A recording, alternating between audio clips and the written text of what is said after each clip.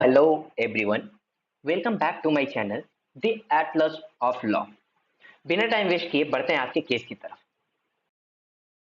Lalman Shukla versus Gauri Datt 1913, a case of Kanpur। Basically, this case deals with the communication of offer and acceptance। अब एक offer contract कब बनता है? जब वह एक्सेप्ट कर लिया जाए। वैलिड एक्सेप्टेंस कब होता है? जब वह एक्सेप्टेंस प्रोमिसर के नॉलेज में आ जाए। तो बिना टाइम वेस्ट किए इस केस के फैक्ट को जान लेते हैं। Plaintiff Lalman Shukla as a servant work करता था डिफेंडेंट गौरी दत्त के यहाँ। गौरी दत्त का अब एक नेफ्यू था जो घर छोड़कर चला जाता है, या यूं कह लो घर से भाग जाता है। कुछ दिन हो जाता है, वो लौट के नहीं आता। अब डिफेंडेंट जो है गौरी दत्त, वो अपने सर्वेंट लालमन शुक्ला को अपने नेफ्यू को ढूंढने के लिए भेजता है।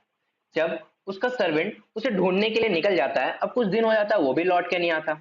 तो गौरी दत्त क्या करता है, हैंडबिल्स डिस्ट्रीब्यूट करता है जिसमें यह लिखा होता है कि जो उसके नेफ्यू को ढूंढ के लाएगा उसको 501 रुपया इनाम में दिया जाएगा। अब फॉर्चुनेटली क्या होता है, प्लेंटिफ को उसका नेफ्यू हरिद्वार में मिल जाता है।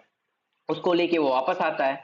तो डिफेंडेंट गौरी दत्त प्लेंटिफ को 20 रुपया एज अ रिवॉर्ड देता है। इस वक्त प्लेंटिफ को उस ऑफर के बारे में पता ही नहीं होता, उस ऑफर के बारे में कोई जानकारी नहीं होती, और 20 रुपया ले लेता है खुशी खुशी, घर चला जाता है। घर जाता है तब उसको उस ऑफर के बारे में पता चलता है, बट उस वक्त उस कोई भी रिएक्शन एक्शन नहीं लेता।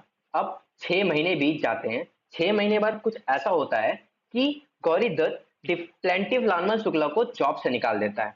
जब जॉब से निकाल देता है तो लालमन शुक्ला उस रिवॉर्ड के लिए डिमांड करता है। अब गौरी दत्त उस डिमांड को रिफ्यूज कर देता है, पे करने से रिफ्यूज कर देता है। जब रिफ्यूज कर देता है तो प्लेंटिफ उसके अगेंस्ट केस फाइल कर देता है। क्या इशू रेज्ड हुए? Whether Lalman Shukla was entitled to get the reward. क्या लालमन शुक्ला एंटाइटल्ड था रिवॉर्ड के लिए? Whether there was a valid acceptance. क्या वहां वैलिड एक्सेप्टेंस था? Whether there exist a contract. क्या वहां कॉन्ट्रैक्ट भी एग्जिस्ट करता था?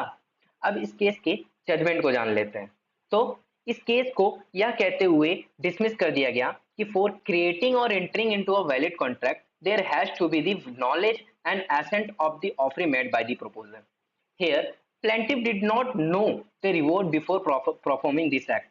प्लेंटिफ को इस रिवॉर्ड के बारे में पता ही नहीं था जब वह इस एक्ट को परफॉर्म कर रहा था। उसको तो बाद में पता चला जब उसने इस एक्ट को परफॉर्म कर दिया। तो इस केस में यही कहा गया कि किसी भी ऑफर के बारे में हमें उसको एक्ट करने से पहले पता होना चाहिए। तो इस केस में जो लालमन शुक्ला था उसको तो पहले से पता ही नहीं था, वो तो एक्ट करने के बाद उसको पता चला। Hence there was no contract. Judgement आया कि there was no contract, therefore Lalman Shukla was not entitled to get the reward. पहले क्वेश्चन का आंसर यहाँ दिया गया कि लालमन शुक्ला उस रिवॉर्ड के लिए एंटाइटल्ड था ही नहीं। Therefore the suit was completely dismissed. Suit को कंप्लीटली डिसमिस कर दिया गया और डिफेंडेंट के हक में इसमें डिसीजन दिया गया।